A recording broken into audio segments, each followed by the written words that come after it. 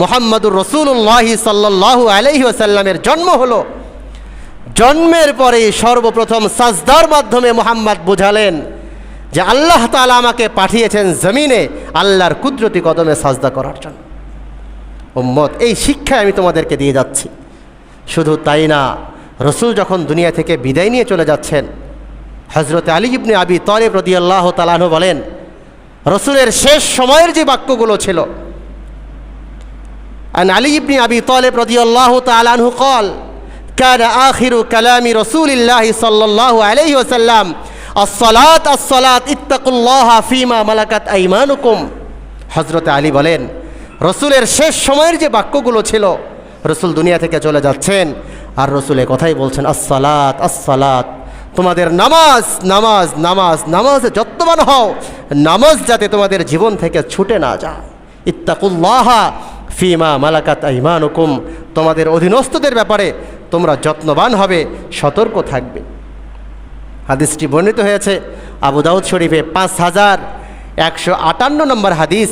তাহলে রসুল দুনিয়াতে আসার পরেও শিক্ষা দিলেন যে আল্লাহর কুদরতি কদমে সাজদার বিকল্প নাই।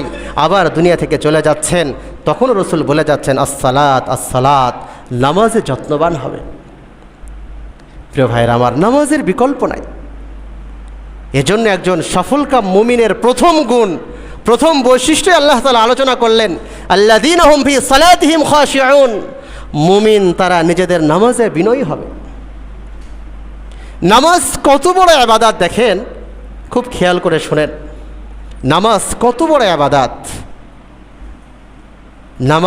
নামাজের মধ্যে যখন আমি আপনি দাঁড়াই, এমন কোনো ইবাদত নাই যেই ইবাদতটার মধ্যে পুরা শরীরের সবগুলো অঙ্গ, আপনার দেহের প্রত্যেকটা অঙ্গ প্রত্যঙ্গ আলাদা আলাদাভাবে কাজ করে, এমন কোনো ইবাদত নাই নামাজ ছাড়া। কিন্তু নামাজ এমন এক ইবাদত, নামাজ এমন এক বিধান, যখন আমি আপনি নামাজে দাঁড়ালাম, কিবলার দিকে ফিরলাম, আমার চক্ষুগুলো, আমার কপাল আল্লাহর কুদরতি কদমে সাজদায় অবনত হবে।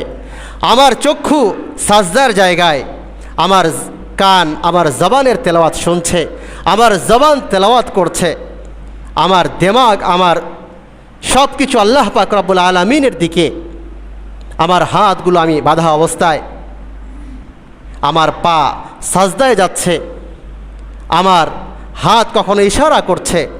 তাহলে নামাজের মধ্যে যখন রুকুতে গেলাম, পা আলাদাভাবে, কোমর আলাদাভাবে, শরীর আলাদাভাবে, মাথা আলাদাভাবে, একসাথেই দেখেন নামাজের মধ্যে মাথা থেকে শুরু করে পা পর্যন্ত, এমনকি যখন আমরা আত্তাহিয়াতুর বৈঠকে বসলাম, ওই সময় আমাদের নামাজের মধ্যে আমাদের পায়ের আঙ্গুলগুলো পর্যন্ত আমরা কিবলার দিকে করলাম।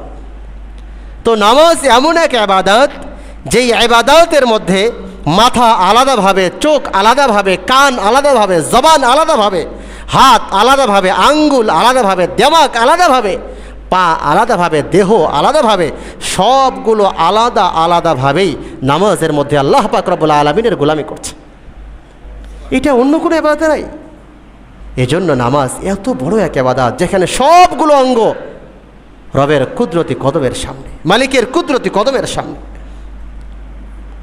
শুধু তাই না, দর্শন দেখেন, নামাজ শরীয়তের আরও যে বিধানগুলো রয়েছে, ফরজগুলো রয়েছে, রোজা, হজ, যাকাত, এই সবগুলোর দুইটা দিক আছে, দুইটা শাখা আছে, দুইটা দিক আছে।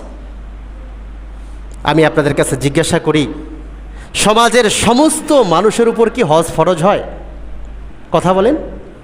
সমাজের সমস্ত মানুষের উপর কি হজ ফরজ হয়? সমাজের সমস্ত মানুষের উপর হজ ফরজ হয় না। যাদের কাছে সম্পদ রয়েছে, যারা মালিকে নেসাব হয়, সম্পদের মালিক হয়, জাদ ও রাহালা, যাওয়া আসার সামর্থ্য রাখে, এবং ওই সময় পরিবারবর্গের দেখভালের জন্য এবং তাদের যেই পরিমাণ খরচের প্রয়োজন, এই পরিমাণ অর্থ রেখে যেতে পারে, তার উপরই হজ ফরজ হচ্ছে, সবার উপর না। তাহলে দুইটা দিক, একটা দিক হলো সামর্থ্যবান, তুমি যাও, তুমি সামর্থ্যবান না, তোমার যাওয়ার দরকার নাই। যাকাতের ক্ষেত্রে দেখেন, সমাজের সমস্ত মানুষের উপরই কি যাকাত ফরজ হয়? কথা বলেন। সমাজের সমস্ত মানুষের উপরে যাকাত ফরজ হয় না। যারা সামর্থ্যবান এবং ওই সম্পদের উপর 1 বছর সময় পার হলো, তো তাদের উপর যাকাত ফরজ হচ্ছে। এবং যারা সামর্থ্যবান না তারা যাকাত গ্রহণ করছে। তাহলে এটারও দুইটা দিক পেলাম। রমজান শরীফের রোজা আমি যদি মুকিম হই, নিজ এলাকায় অবস্থান করি, তাহলে সেই ক্ষেত্রে আমি রোজা রাখবো। আমি যদি মুসাফির হই, সফর করে কোথাও যাচ্ছি, তো ওই সময়ের জন্য শরীয়ত আমাকে বলেছে ঠিক আছে, যেহেতু তুমি মুসাফির, তাহলে এখনকার আজকের এই রোজাটা তোমার জন্য স্থগিত, এটা তুমি পরে রেখে দিবে। তাহলে দুইটা দিক হলো নাকি হলো না? আবার অসুস্থ ব্যক্তি, খুব বেশি অসুস্থ, বলছে ঠিক আছে এখন রাখার দরকার নেই, পরে রেখে দিও। তাহলে দেখেন হজ, যাকাত, রোজা, এই যে দুইটা দিক, কিন্তু নামাজের মধ্যে এই সুযোগটা কিন্তু নাই। তুমি সুস্থ তাও নামাজ পড়বে, তুমি অসুস্থ তাও নামাজ পড়বে, তুমি দাঁড়িয়ে পড়বে, দাঁড়িয়ে না পারলে বসে পড়বে, বসে না পারলে শুয়ে পড়বে, শুয়ে ইশারায় পড়বে।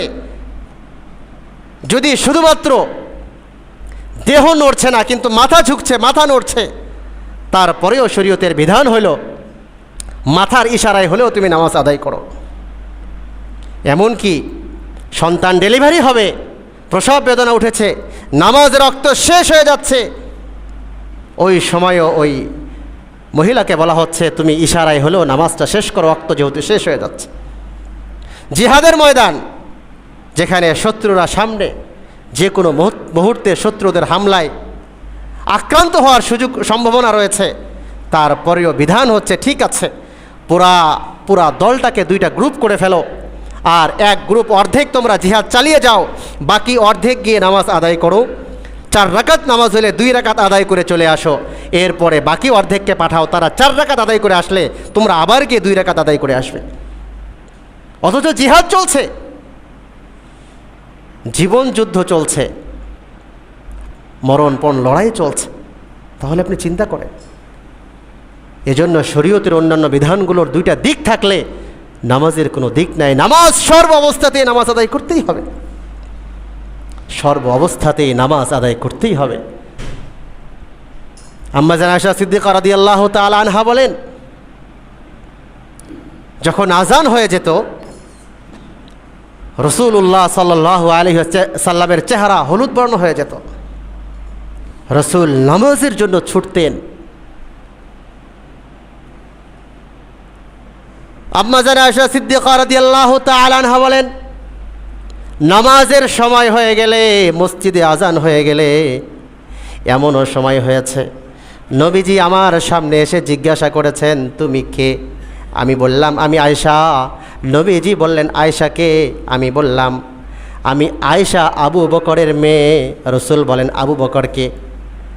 আম্মা জান আয়েশা বলেন আমি বুঝে নিয়েছি এই মুহূর্তে রাসূল আমাকেও চিনবেন না, আমার বাবা আবু বকরকেও চিনার কথা নয়, যেহেতু আজান হয়ে গেছে। রাসূলুল্লাহ সাল্লাল্লাহু আলাইহি ওয়াসাল্লামের অন্তরের কানেকশন সরাসরি আল্লাহর সাথে হয়ে গেছে। এখন রাসূল আমাকে চিনার কথা না।